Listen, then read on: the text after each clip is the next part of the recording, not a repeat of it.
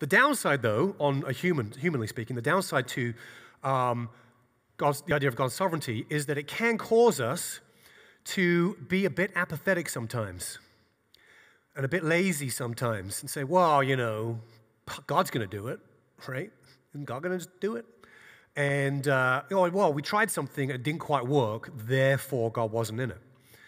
And it's so easy for us so on the one hand, we want to believe in God's sovereignty because that gives us confidence when we face barriers.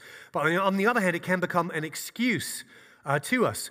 Nehemiah is very confident. He's very confident. He says, you know, that God is going to make us prosper. Those are the words. That's the phrase he uses. God is going to make us prosper. So yes, he has belief in God's sovereignty that God's going to work it out.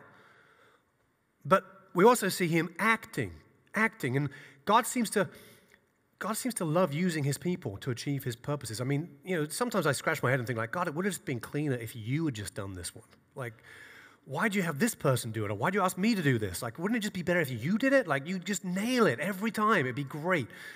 But God loves to work through his children. He loves to get his children on his mission to achieve his purpose. And that's part of the joy of following God, is that we get to join in with the adventure that God is on himself.